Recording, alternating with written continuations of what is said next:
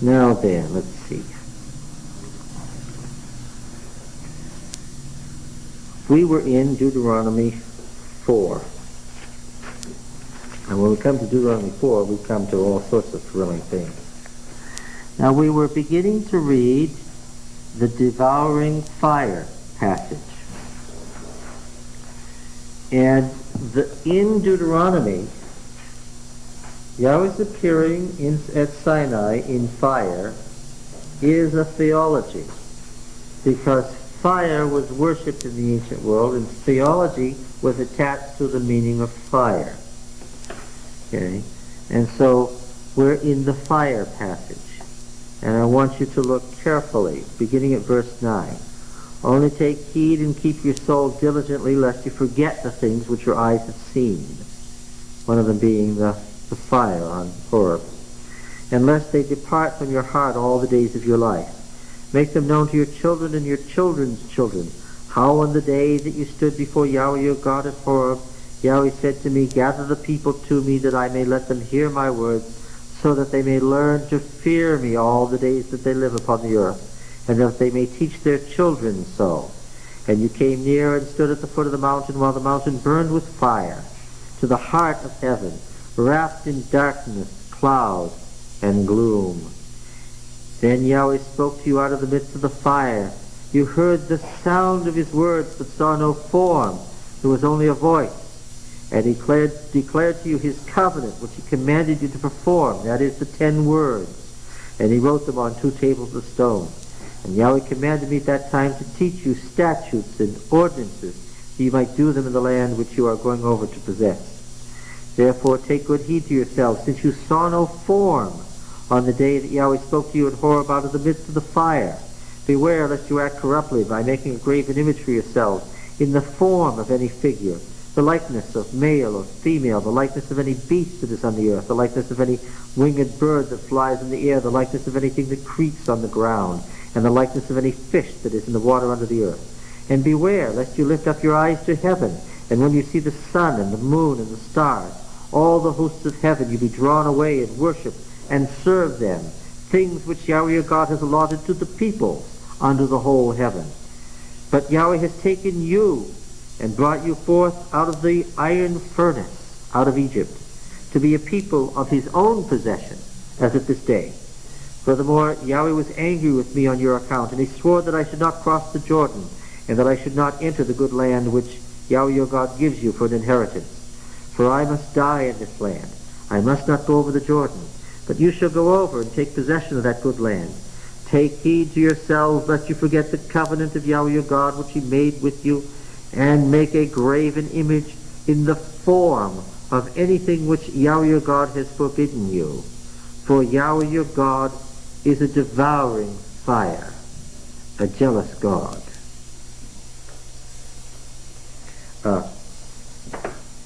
There are certain images. You came from Egypt, from the furnace of iron, from the iron smelting furnace, literally. What do you know about an iron smelting furnace? This is the end of the Bronze Age and the beginning of the Iron Age, and the hottest fire on earth was found where? In the smelting of iron. Okay? And they've been in the burning fire. Now, if you make an image of anything and you put it in that fire, what will it do? It will be consumed. If you worship those things, you will be united to them, and what? You will therefore be consumed. This is the beginning of the theology of the devouring fire. And we're going to skip, there's no mention of the devouring fire in verses 25 to 31. That whole paragraph we're going to look at separately. But now just look at what he said. For Yahweh your God is a devouring fire, a jealous God. Verse 32, which is the next verse. 25 to 31 is an insert. The next verse is 32. For ask now of the days that have passed, which were before you since the day that God created man upon the earth, and ask from one end of heaven to the other, whether such a great thing as this has ever happened or was ever heard of. Did any people ever hear the voice of a God speaking out of the midst of the fire, as you have heard, and still live? The idea being what? That their very fact of their having heard God out of the midst of fire should have what? Should have consumed them. That was the point of the preceding verse, which was verse 24. But all the while this is going on here, and then there was... Well, that's Deuteronomy 8 and 9. We're coming to that. Or has any God ever attempted to go and take a nation for himself from the midst of another nation, by trials, by signs, by wonders, and by war, by a mighty hand and outstretched arm, by great terrors, according to all that Yahweh your God did for you in Egypt before your eyes? To you it was shown that you might know that Yahweh is God. There is no other beside him. Out of heaven, catch this, out of heaven he let you hear his voice. There is nothing that is a more explicit change in D from P than where God was. Where was God? Heaven. Wasn't he on earth at Sinai? Absolutely not, D says. That is one of the great things leading to idolatry. God was never on earth, because God is God and couldn't be on earth. Well, isn't God in the temple? What's D's answer? Absolutely not. What's the divine channel? God has set his name there, not himself. He doesn't shekan, he doesn't dwell there. Out of heaven he let you hear his voice, that he might discipline you. And on earth he let you see the great fire. So the fire was what? His earthly representation of what? His heavenly being. And you heard his words out of the midst of the fire, and because he loved your fathers and chose their descendants after them, and brought you out of Egypt with his own presence, by his great power, driving out before you nations greater and mightier than yourselves, to bring you in, to give you the land for an inheritance as at this day. Know therefore this day and lay it to your heart. This is the conclusion, and so it's important. Lay it to your heart that Yahweh is God in heaven above and on earth beneath. Why? Because his voice came from heaven and you saw the fire on earth. Therefore, he is God in heaven and on earth. That's the theology of it. Yes? And that's why it's, you can say, and brought you out of Egypt with his own presence. Because the fire is the representation. The fire is the representation of his presence. It is not God himself. He's disagreeing with T. Out of heaven he let you hear his voice, that he might discipline you. And on earth he let you see his fire, and you heard his words out of the midst of fire. Know therefore and lay it to heart, that Yahweh is God in heaven above and on earth beneath. There is no other.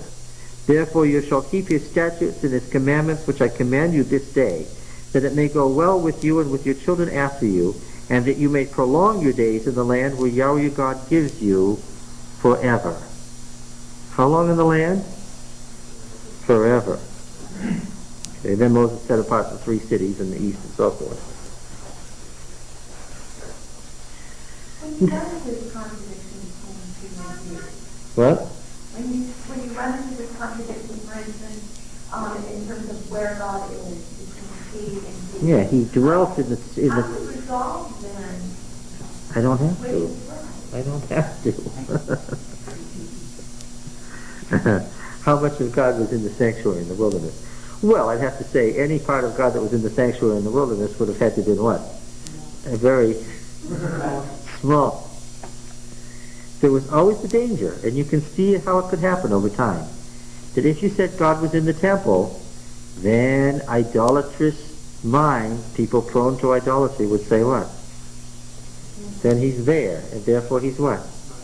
He's limited. And if I go over here, and if the other God is powerful over here, then I got to worship him, and that's his place over there. He is very concerned that you not think of God as there. He's not there. Okay? Remember Solomon's speech at the dedication of the temple, where Solomon suddenly talks as if he'd written Deuteronomy? 1 Kings 8:27. But will God indeed dwell on earth? Behold, heaven and the highest heaven cannot contain thee. How much less this house which I have built.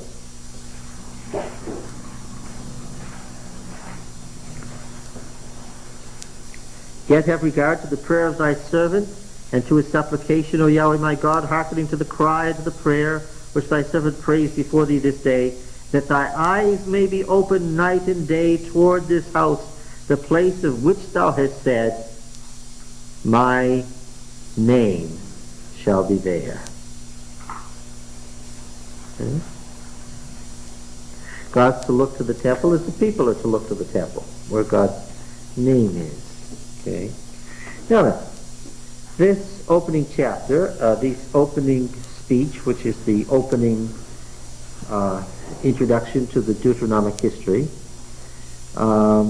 has created some confusion in your mind. So I want to go into the history a little more clearly before we start reading Deuteronomy, so that it's clear to you who's saying what and under what circumstances. Because I can tell by your answers that I've said enough to confuse you or not enough to clarify the confusion. You'll notice that we skipped some verses. We skipped some verses here. We were in the passage about dwelling on the land forever and God being a consuming fire. And then we found a long passage in there that had nothing to do with fire. And in fact, it interrupted the flow of the argument. There's a long paragraph here that doesn't have anything to do with what's around it. And not surprisingly, this paragraph talks about the exile. Now what does that make you think?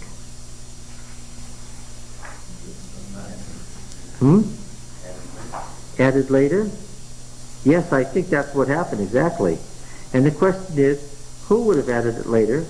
And why here? And why add anything later anyway? Well, of course, part of the problem is that if you say what's going to happen is you're going to go into the land now, and your options are you're going to be destroyed in the land if you don't obey God, or else you're going to live there forever. And then what happened? They were not destroyed, nor did they live there forever. What happened? Instead, they went into exile, and a question came up. And what was that? How does this fit with... You get this. Well, we got to find out who the Deuteronomistic historian is who was writing the history. What books are included in the history? Deuteronomy, Joshua, Judges, Ruth, which is a piece of Judges, 1st and 2nd Samuel, which weren't 1st and 2nd originally, they were just Samuel, and 1st and 2nd Kings, which again were divided by the Septuagint translators because they were so big, but they were all just kings once upon a time. All right. Now then, let's not get the person who created that confused with Deuteronomy itself. What is Deuteronomy itself? Deuteronomy itself is a great covenant renewal ceremony. And where does, we've already read enough of Deuteronomy to know, where does this covenant ceremony occur? In Shechem. How often? Every 7 years. And from what period in their history does Deuteronomy and the Deuteronomic Code come, those laws? As you read those laws, you can see they describe a certain society, a certain kind of society. Where in the history of Israel is the society that's represented by the Deuteronomic Code and by the covenant renewal ceremony at Shechem? Judges, yes. But the Judges is a 300-year period. Where in the history of the Judges is Deuteronomy? Where is it represented? Is Deuteronomy early Judges, middle Judges, late Judges? No, it's not late. No. Well, we see a covenant renewal ceremony going on in whose time? Joshua. Yes.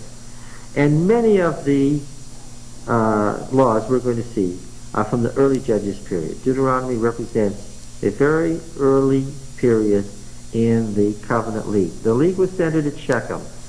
Okay, and we're going to find that there were 12 tribes, and we're going to find 12 tribes, although we're going to see that the southern kingdom, Judah, with its relatives, were not included in the 12 tribes of the Shechem League. And we'll find out why.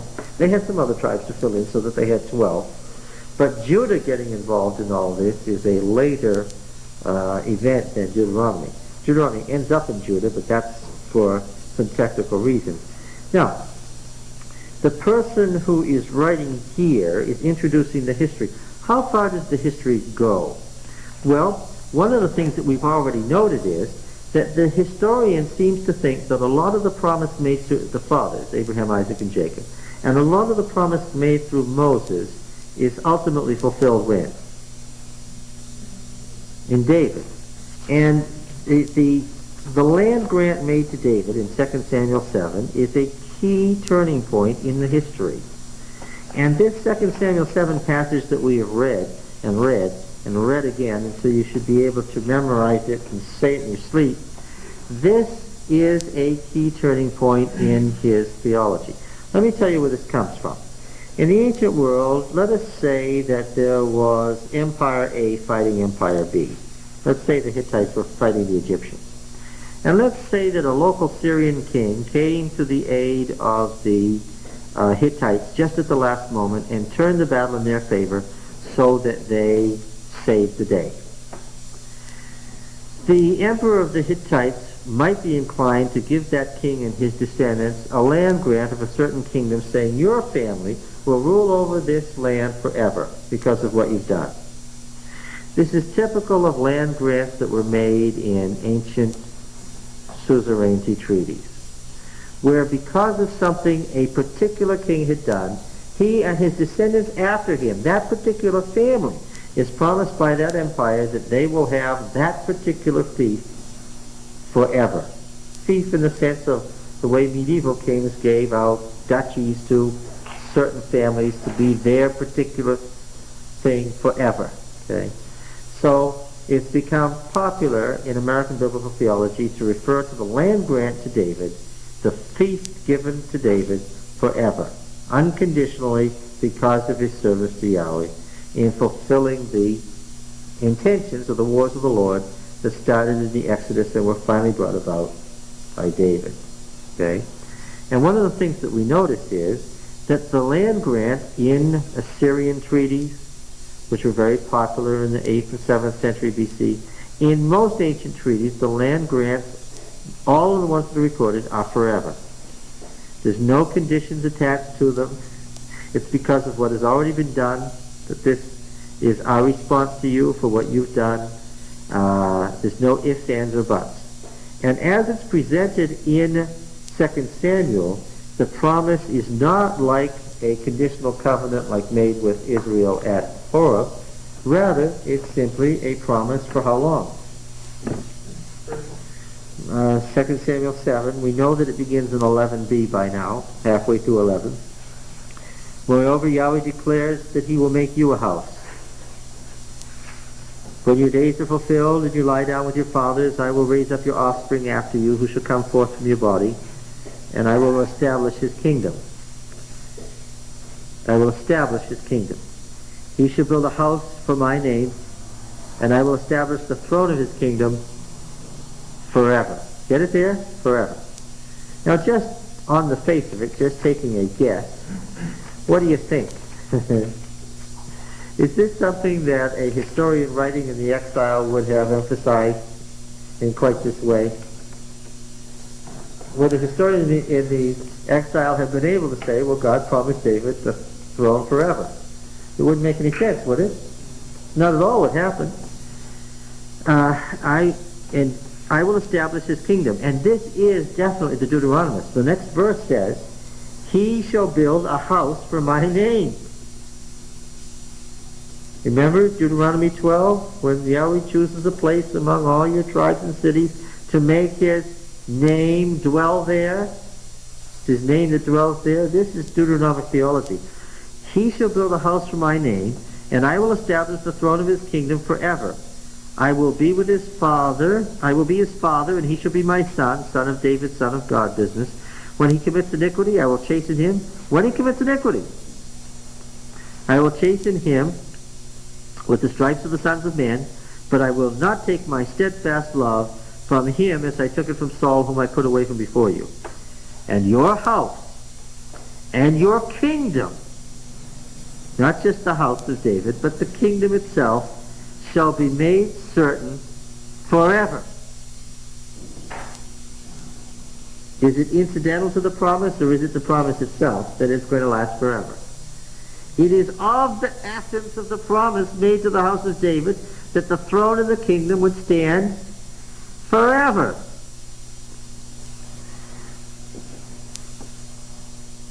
And your house and your kingdom shall be made certain forever before me. Your throne shall be established forever. House, kingdom, throne, forever, forever. Is it clear? In accordance with all this, Nathan spoke to David. King David went in and sat before Yahweh and said, Who am I, O Yahweh Elohim, and what is my house that thou hast brought me thus far?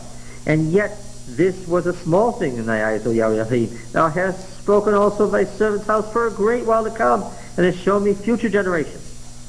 Oh, God, what can David say to thee? For thou knowest thy servant. Because of thy promise and according to thy own heart, thou hast wrought all this greatness to make thy servant know it. Therefore thou art, O Yahweh Elohim, for there is none like thee, and there is no God beside thee, according to all that we've heard with our ears. What other nation on earth is like thy people Israel, whom God went to redeem to be his people, making himself a name, and doing for them great and terrible things by driving out before his people a nation and its gods, and now didst establish for thyself thy people Israel to be thy people forever. And thou, O Yahweh, didst become their God. And now, O Yahweh Elohim, confirm forever the word which thou hast spoken concerning thy servant and concerning his house, and do as thou hast spoken, and thy name will be magnified forever, saying, Yahweh of hosts is God over Israel, and the house of thy servant David will be established before thee. For thou, O Yahweh of hosts, the God of Israel, hast made this revelation to thy servant, saying, I will build you a house. Therefore thy servant has found courage to pray this prayer to thee.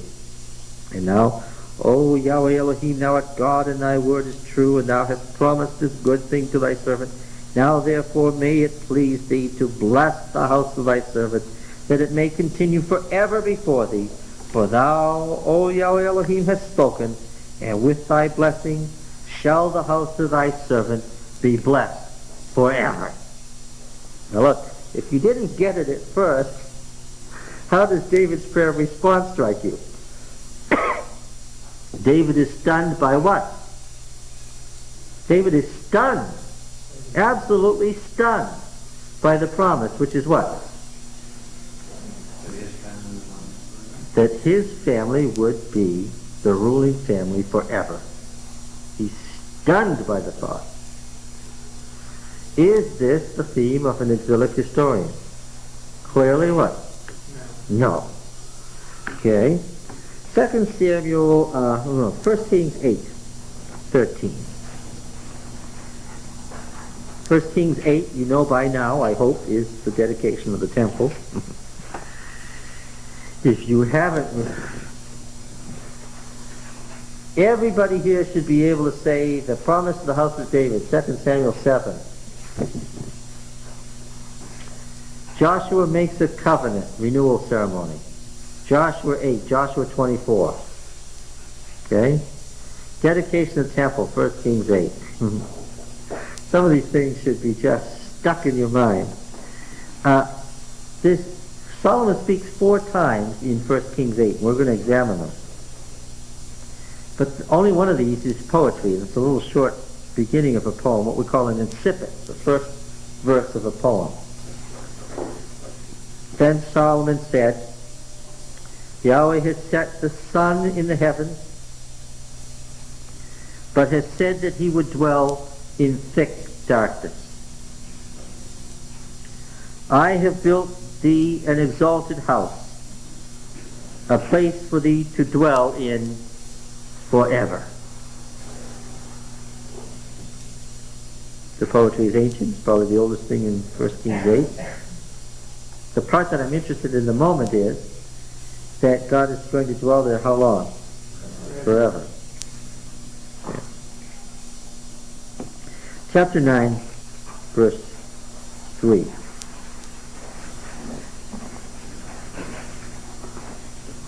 When Solomon had finished building the house of Yahweh, and the king's house, and all that Solomon desired to build, Yahweh appeared to Solomon a second time, as he had appeared to him at Gibeon, and Yahweh said to him, I have heard your prayer and your supplication which you have made before me. I have consecrated this house which you have built, and put my name there forever. My eyes and my heart will be there for all time. Is this an exilic writer? If it is, you'd expect him to go on and say something about how that fits, right? Chapter, There are some conditions in verse 4. There's a condition in verse 4? And if you walk before me as your father David walked in singleness of heart and uprightness, to do according to all that I have commanded you, you shall keep my statutes and my judgments. Then I shall establish the throne of the kingdom over Israel forever. Keep going. If you haven't finished the sentence. As I spoke to your father David, saying, there shall not fail you a man on the throne of Israel. First of all, this is not a quote of the Nathan prophecy. Because you haven't read the whole history, you've been misled by taking a verse out of context. But since you brought it up, I'll explain it right now. What have you gotten confused about? This is not a quote of the Nathan prophecy. The Nathan prophecy quoted that we talked about promised a feast to David forever. What was that feast? Jerusalem. Yes, keep going. And the temple, and the kingdom or the kingship of what? No. What was David's own possession? And that's what he was promised forever. What is this promise? And we're going to find it made explicit, but you've already hit upon it.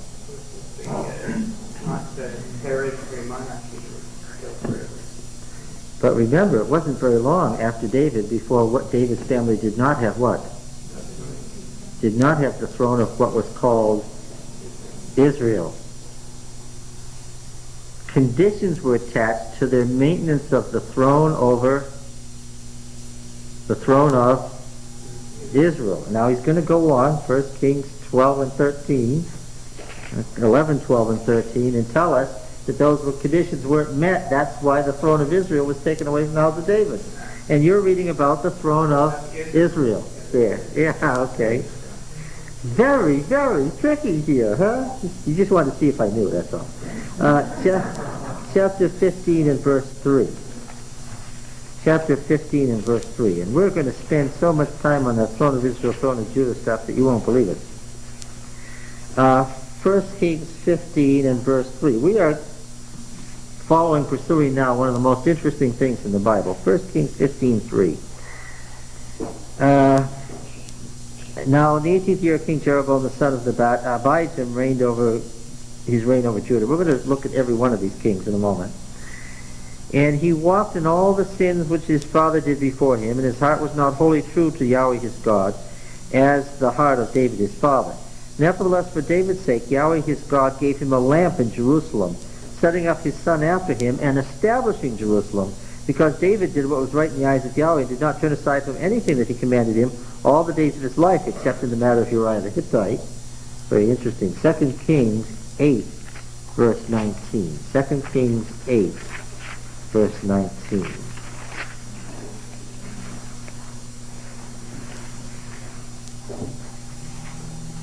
Now this is interesting. This is when one of the kings of Judah married into the family of the kings of Israel. Ahab and Jezebel had a daughter named Athaliah. and that daughter was married to the king of Judah. In the 5th year of the reign of Joram the son of Ahab, king of Israel, Jehoram the son of Jehoshaphat, king of Judah, the son of Jehoshaphat. Ahab and Jehoshaphat were contemporaries. They went to battles together. And Jehoshaphat, to his discredit, married his son off to Ahab and Jezebel's daughter. For the first time in centuries, Israel and Judah were getting along good. It just happened that at this time, Israel was in one of its Baal stages, and Judah was in one of its revival stages. A strange time for them to get together. There's another time when two of the most devout kings who ever lived in Israel and Judah went to war with each other. Ironic, but it happened. Well, anyway, this man here, Jehoram of Judah, verse 18, he walked in the way of the kings of Israel as the house of Ahab had done, for the daughter of Ahab was his wife. And he did what was evil in the sight of Yahweh. Yet Yahweh would not destroy Judah for the sake of David his servant, since he promised to give him a lamp and to his sons forever a light. Okay, so is this an exilic thing? They're just as bad as Israel, but God wouldn't destroy Judah. Why? He promised to give David a lamp in Jerusalem forever. All right, chapter 21 and verse 7. 21 and verse 7. 21:7.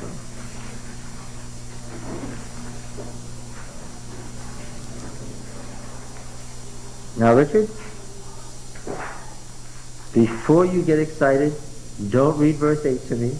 I know verse 8 is there, and we're going to discuss verse 8 at length. Now, this is about Manasseh, wicked king Manasseh. Verse 4 says, and he built altars in the house of Yahweh, of which Yahweh had said, in Jerusalem, will I put my name. And he built altars for all the hosts of heaven in the two courts of the house of Yahweh. And he burned his son as an offering, and practiced soothsaying and augury, and dealt with mediums and wizards. And we haven't read Deuteronomy yet, but there's a catalog of things that a ruler must not do. And what? And this is it. He did much evil in the sight of Yahweh, provoking him to anger. And the graven image of Asherah, which he had made, he set in the house of which Yahweh said to David and Solomon his son, in my house and in Jerusalem, which I have chosen out of all the tribes of Israel, I will put my name forever. Now I know, Richard, you want to read on to verse 8, so stop reading it right now. We're going to read it momentarily. Now, the question comes. In the main body of the history, it's pretty clear that the writer is not concerning himself with what? He's not in the least concerned with what? The exile.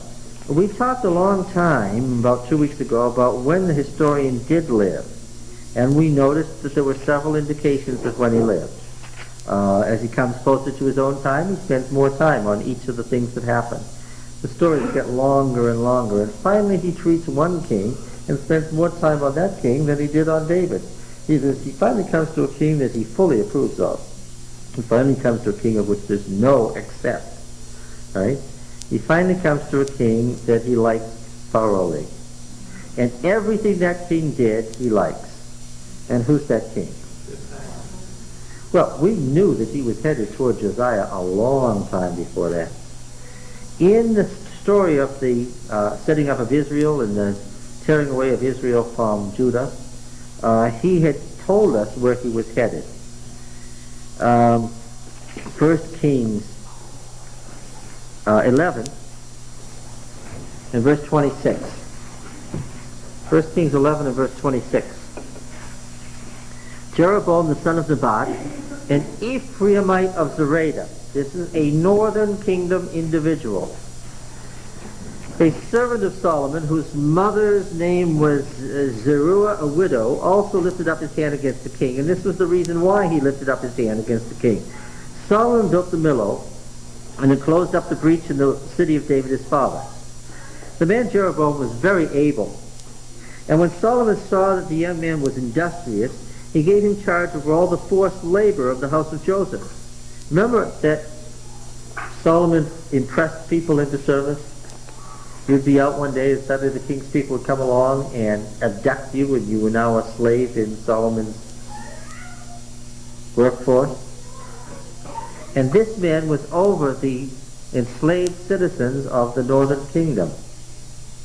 This was probably the most unpopular thing that Solomon did. At that time, when Jeroboam went out of Jerusalem, the prophet Ahijah the Shilonite found him. Now we don't need to read much further before we smile. Why? Here's a prophet from the northern kingdom, but he's not just from the northern kingdom. Where is he from? He's from Shiloh. He is of the priesthood of Shiloh. Whose family are we involved with here? Moses, yes. The priesthood of the family of Moses. So of course we're keeping alive the same thing.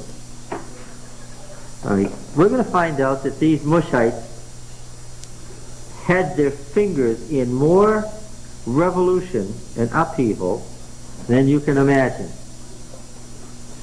The prophet Ahijah the Shilonite found him on the road. Now Ahijah clad himself with a new garment, and the two of them were alone in the open country. And Ahijah laid hold of the new garment that was on him and tore it to 12 pieces. And he said to Jeroboam, "Take for yourself 10 pieces. For thus says Yahweh the God of Israel, Behold, I am about to tear the kingdom from the hand of Solomon, and I'll give you 10 tribes.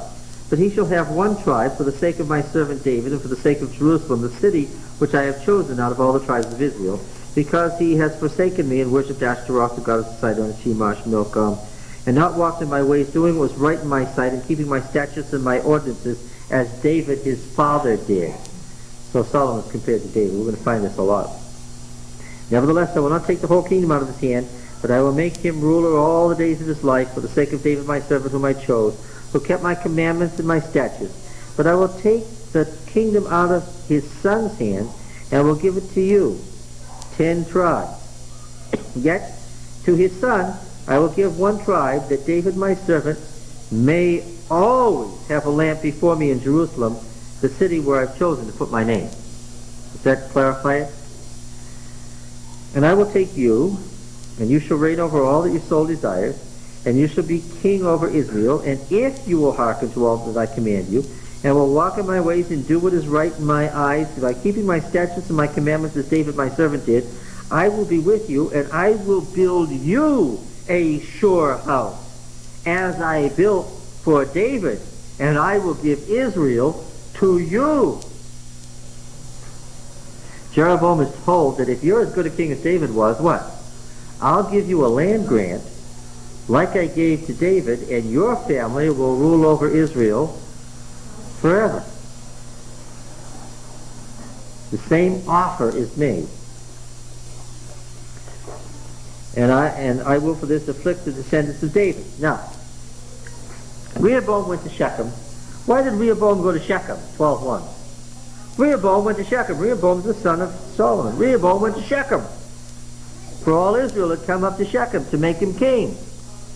Why did Rehoboam, who was 41 years old and no kid, and was the son of the emperor, go to Shechem for Israel to come make him king?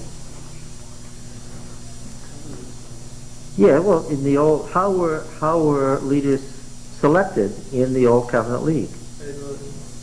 The tribal leaders, the elders, voted them in or out at Shechem.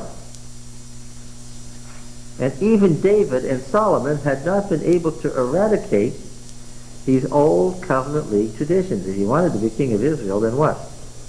You had to go to Shechem and get them to vote on you. Now clearly Rehoboam thought that this was all a bunch of nonsense. They asked him before they voted to do certain things. And he gave them his pornographic answer. And what did they say? Yeah, then forget it. You're not our king. End of story. Now then, an interesting thing happened. Verse 25. Well, verse 20 first. When all Israel heard that Jeroboam had returned, they sent and called him to the assembly and made him king over Israel. When they found that Jeroboam the son of Nebat had come back from Egypt, the assembly at Shechem called him and made him king. These are indications of the old covenant league system. Got it? The kings were voted on. That's why Saul didn't last. There was none that followed the house of David but one tribe only, Judah. Verse 25. Then Jeroboam built Shechem in the hill country of Ephraim. When he became king, what did he choose as his capital?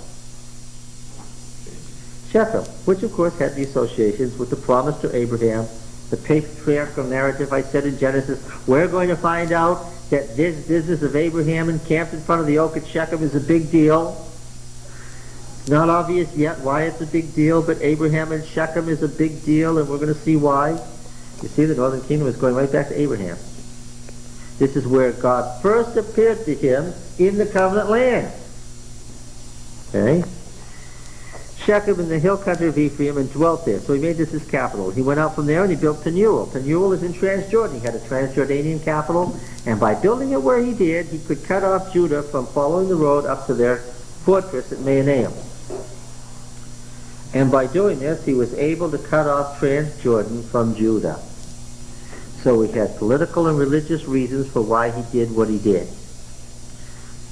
And Jeroboam said in his heart, now the kingdom will turn back to the house of David.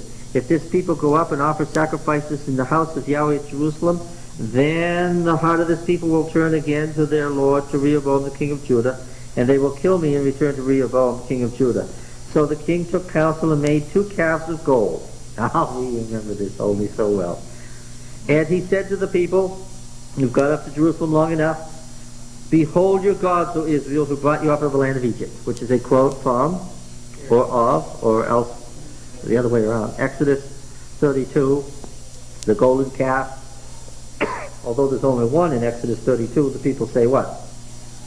Behold your gods, O Israel, who brought you up out of the land of Egypt. The people are actually quoting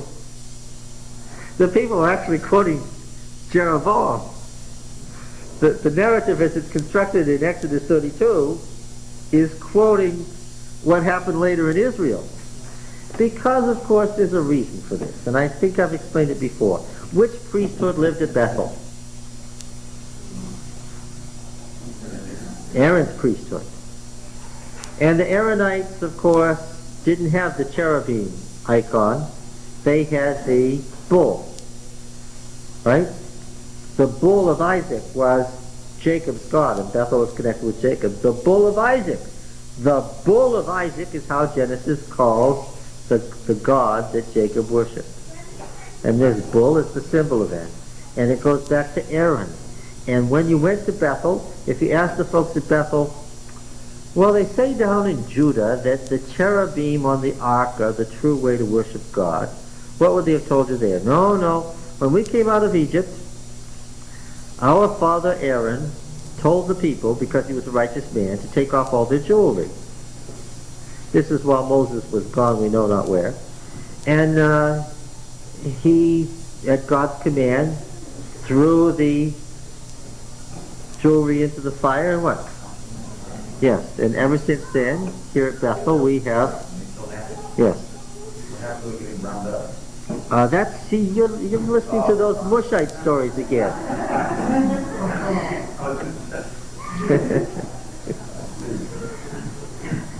If you couldn't keep these details straight, you would have gotten knocked around very badly in the ancient world. Yes, if you had said those sorts of things in Bethel, you would not have gotten out of there.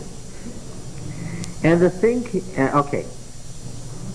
He set one in Bethel and the other he put in Dan, the northernmost and southernmost cities. And this thing, verse 30, becomes my theme, says the historian. This thing became a sin for the people when they went one to the Bethel and the other as far as Dan. He also made houses on high places and appointed priests from among the people who were not of the Levites. And Jeroboam appointed a feast in the 15th day of the 8th month, like the feast that was in Judah. He offered sacrifices on the altar. So he did in Bethel, sacrificing to the calves that he had made. And he placed in Bethel the priests that were on the high places that he had made. He went up to the altar which he had made at Bethel on the 15th day of the 8th month, in the month that he had devised in his own heart. And he ordained a feast for the people of Israel and went up to the altar to burn incense. Now we're going to find, as we read through his evaluation of the kings of Israel, we're going to find out that when he talks about Nadab and Baasha and Zimri and Omri and Ahab and Ahaziah and Jehoram and Jehu and Jehoaz and Jehoash and Jeroboam II and Zechariah and Menahem and Pekahiah and Pekah and Hoshea, that he has a bone to pick with them. Even righteous Jehu, the most devout Yahwist of all, who killed all the worshippers of Baal, guess what? He wasn't good. He may have been a devout Yahwist, but he wasn't good. There weren't any good kings in Israel. Why? Because they never got rid of the calves at Bethel and Dan. Every last king, and we're going to read them just so you see it, he doesn't leave a king of Israel out without bringing this thing up. It's his theme. This thing became a sin. All right? It's going to be his major theme. I'm sorry, I'm getting excited. Just exciting. Okay? Now then, while he's telling this, he also tips his hand as to where he's headed. 13:1. This is the rest of the story.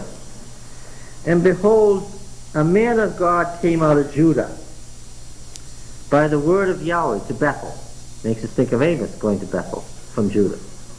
This isn't Amos, however. Jeroboam was standing at the altar to burn incense. And the man cried against the altar by the word of Yahweh and said, "O altar, altar." Now remember, this is at the end of the reign of Solomon. Solomon began building the temple in the 4th year of his reign, which was the 480th year after the Exodus. The Exodus was 1450. So Solomon began in 1070 BC, and he reigned another 40 years, so about 1030, 1035. So this is Rehoboam in about 1035 BC. This is the beginning of Jeroboam's reign that this happens. 1035, and Josiah reigned about 635. So what are we saying here? This all happened 400 years before Josiah's day. 400 years earlier, something happened with Jeroboam. "O altar, altar, thus says Yahweh, behold, a son shall be born to the house of David, Josiah by name, and he shall sacrifice upon you the priests of the high places, who burn incense upon you, and men's bones shall be burned upon you." And he gave a sign the same day, saying, "This is the sign that Yahweh has spoken. Behold, the altar shall be torn down, and the ashes that are on it be poured out." And when the king heard the saying of the man of God, when he cried against the altar of Bethel, Jeroboam stretched out his hand from the altar, saying, "Lay hold of him." And his hand which he stretched out, he dried up, so that he couldn't draw it back. The altar was torn down, the ashes poured out from it, according to the word of Yahweh. And the king said to the man of God, "Entreat now the favor of Yahweh your God, and pray for me, that my hand may be restored." The man of God entreated, and so forth. And you remember what happened to this man of God? An old prophet dwelt at Bethel. And his sons came and told him what happened. And what did he say? "Go get him." He went and seduced him back.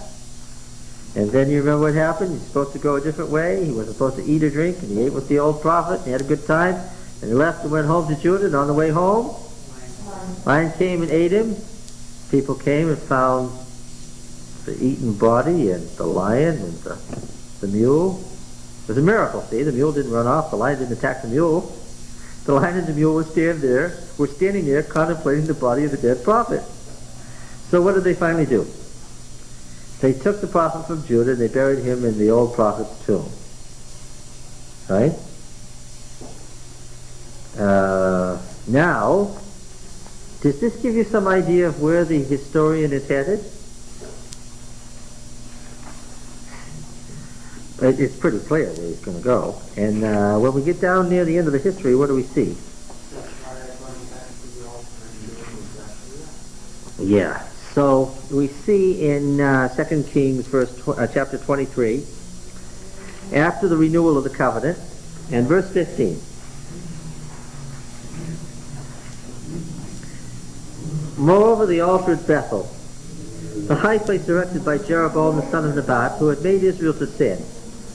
The altar with the high place he pulled down, and he broke in pieces the stone, crushing them to dust.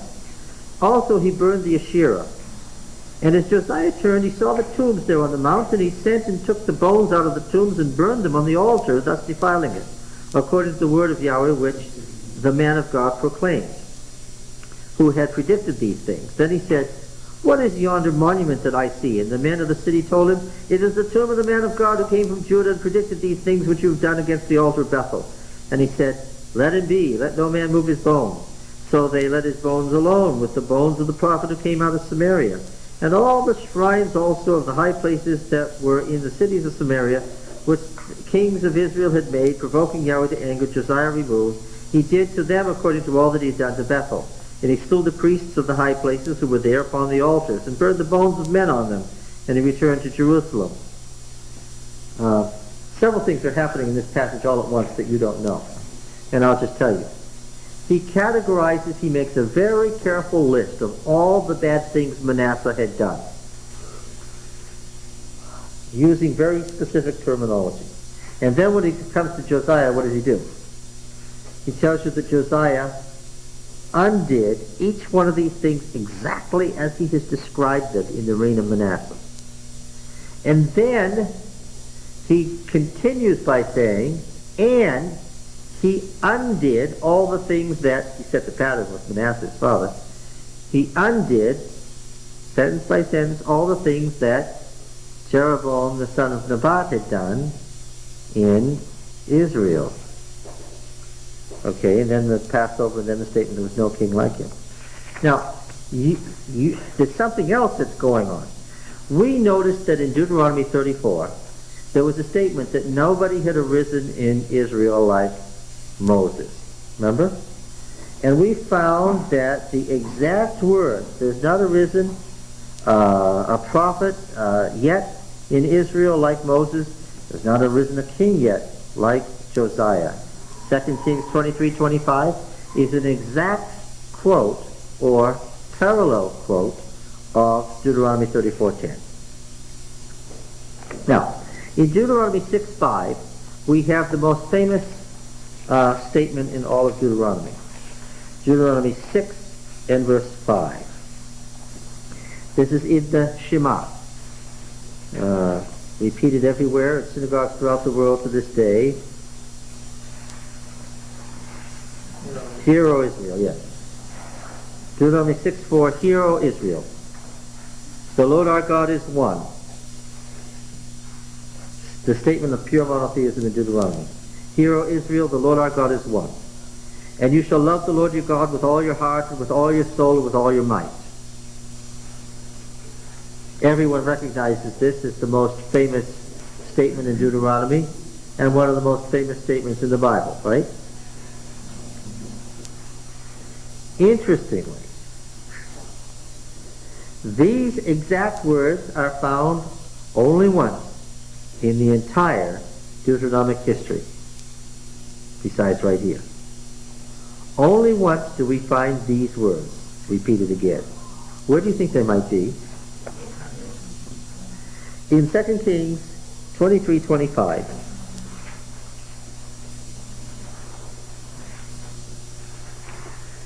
The statement that there was no king like him, who turned to Yahweh with all his heart and with all his soul and with all his might, is the only quotation of Deuteronomy 6:5. In all those centuries of history, from Moses to Josiah. Interesting. Now, what it was that Josiah was up to when he was destroying these images is interesting. 2 Kings 22 and verse 13. Read that. Josiah says, Go inquire of Yahweh for me, for the people and for all Judah concerning the words of this book that has been found. For great is the wrath of Yahweh that is kindled against us, because our fathers have not obeyed the words of this book. Again in verse 18, it is mentioned But as to the king of Judah who sent you to inquire of Yahweh, thus shall you say to him, Deuteronomy 17, in the Deuteronomic Code, Deuteronomy 17, verse 8. If any case arises requiring decision between one kind of homicide and another, or one kind of legal right and another, one kind of assault and another, in any case within your towns which is too difficult for you, you shall arise and go to the place which Yahweh your God will choose, and coming to the Levitical priest and the judge who is office in those days, you shall, what does yours say? Consult, that's the RSV, yeah. Inquires, dirash, it's the verb dirash, inquire. Inquire of them, and they shall declare your decision. Then you shall do according to what they declare to you, from the place which Yahweh will choose, and you shall be careful to do according to all that they direct you, according to the instructions which they give you, and according to the decision which they pronounce over you. You shall do. You shall not turn aside from the verdict which they do, either to the right hand or the left. The man who acts presumptuously by not obeying the priest who stands to minister before Yahweh your God, or the judge, that man shall die, and so purge the evil from Israel. In 2 Kings 22, 13, and 18, we have the only statement of anybody inquiring of the Lord and following this law. And in fact, this whole business about the right hand and the left, Deuteronomy 5:29. Deuteronomy 5 and verse 29.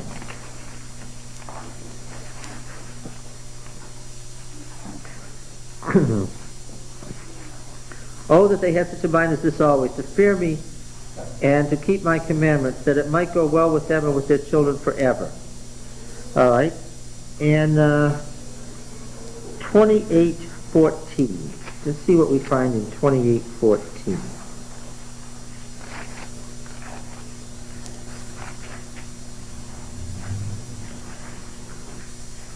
And if you do not turn aside from doing any of the words which I command you this day to the right hand or the left, to go after other gods or to serve them, you'll get these blessings. And in the passage that we just read about Josiah not turning to the right hand or the left, 2 Kings 22:2, another similar statement. This is the analysis. This general statement at the beginning of the reign. And he did what was right in the eyes of Yahweh. He walked in all the ways of David his father, and he did not turn aside to the right hand or the left. This is the only place in the whole history where, and it happens more than once here, as we see, someone is said not to have turned aside to the right hand or to the left. All right?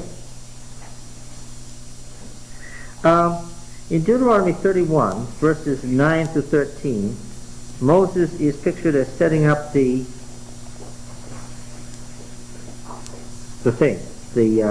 covenant renewal ceremony for every 7 years. Moses wrote this law and gave it to the priests, the sons of Levi, who carried the ark of the covenant of Yahweh, to all the elders of Israel, and Moses commanded them, at the end of every 7 years, at the set time of the year of release, at the Feast of Booths, when all Israel comes to appear before Yahweh your God at the place which he will choose, you shall read this law before all Israel in their ears.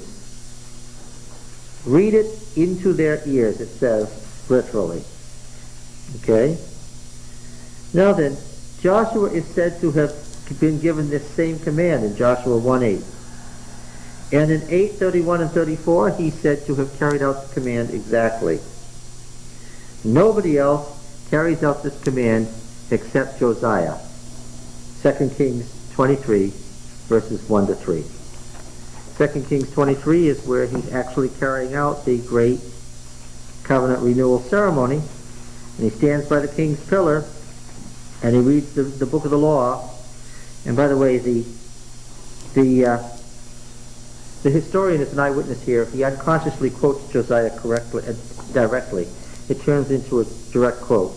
Then the king sent, and all the elders of Judah and Jerusalem were gathered to him, and the king went up to the house of Yahweh, and with him the men of Judah and all the inhabitants of Jerusalem, and the priests and the prophets, all the people, both small and great. And he read in their ears all the words of the book of the covenant which had been found in the house of Yahweh. And the king stood by the pillar and made a covenant before Yahweh, and quote, and here he quotes him exactly, to walk after Yahweh and to keep his commandments and his testimonies and his statutes with all his heart and with all his soul, to perform the words of this covenant that were written in this book. So this book doesn't mean the history, it means Deuteronomy. He's quoting, unconsciously, quoting Deuteronomy, quoting Josiah exactly verbatim as Josiah spoke, which indicates to me the historian was what? An eyewitness to the covenant ceremony. He quotes Josiah's words first person as Josiah spoke them. He unconsciously fell out of third person where he was talking about Josiah third person and quoted Josiah speaking in the first person. An unconscious shift made by an eyewitness. Very important to knowing who the historian is. Okay. Now, in Deuteronomy 9, verse 21,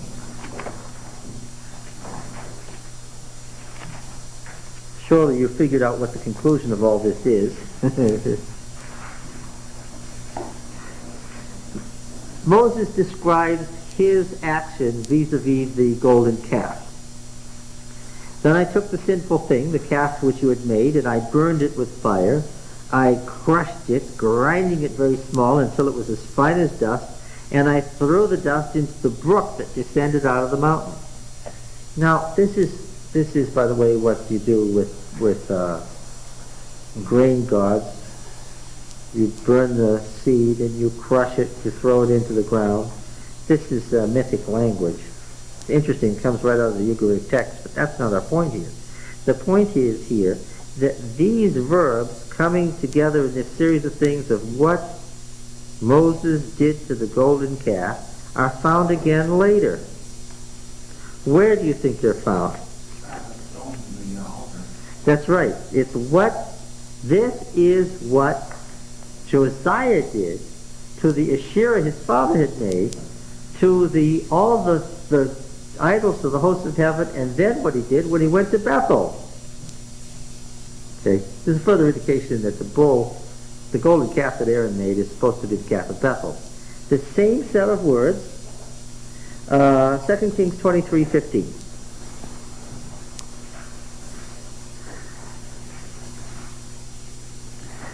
Moreover, the altar at Bethel, the high place erected by Jeroboam the son of Nebat, who made Israel to sin, the altar with the high place he pulled down and broke it in pieces and its stones, crushing them to dust, and he burned the Asherah.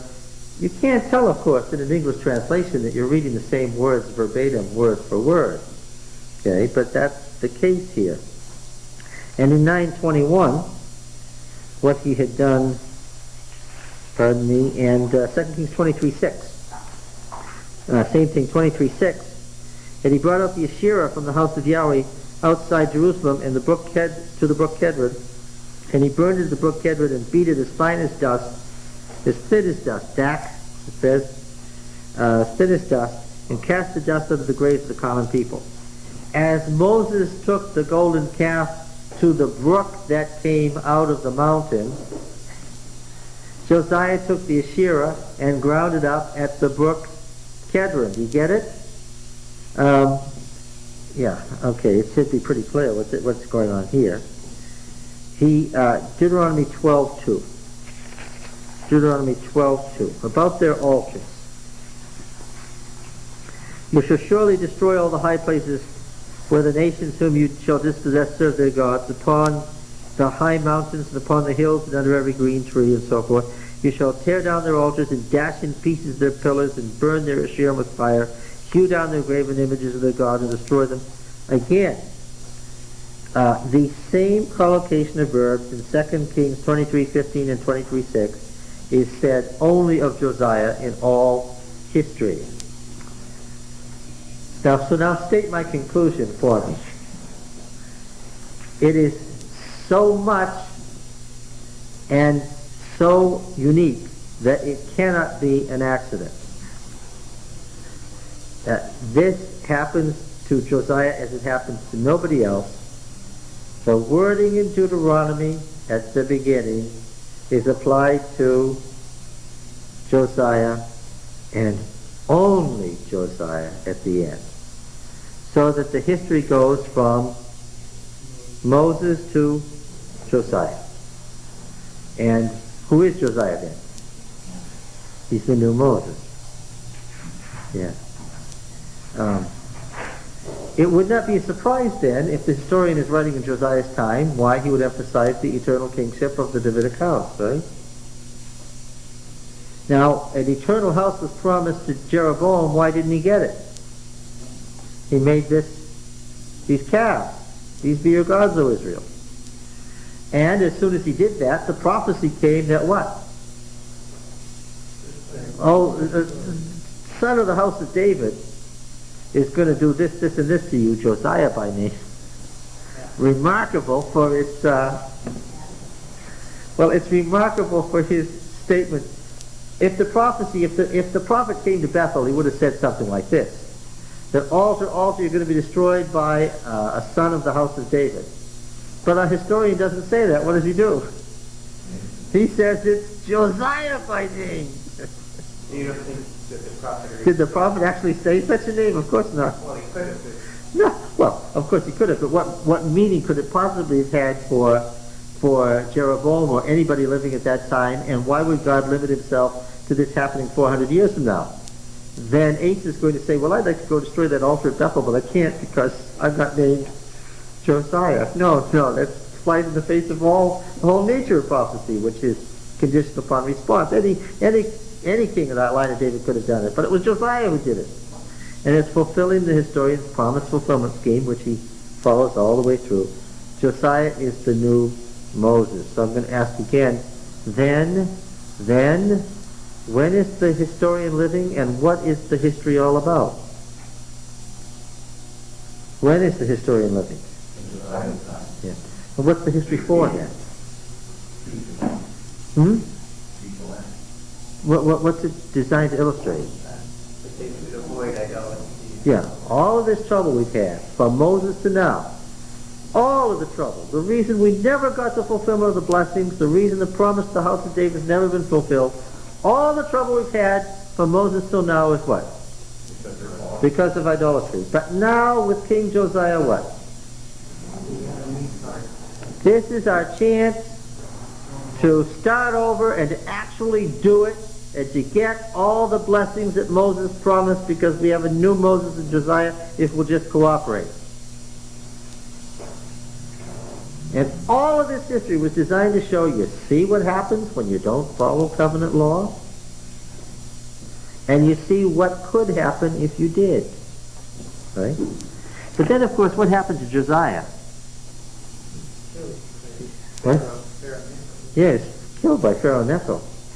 Suddenly. Unexpectedly. And it turned out that Josiah had worthless sons. And Judah went from disaster to disaster, and things got worse and worse and worse. And so finally they went into exile. So then we have to ask ourselves, well, now what about that? How did they deal with that? I said that the Deuteronomist historian number 1 is the original Josianic theologian historian. Yes, take a look at that.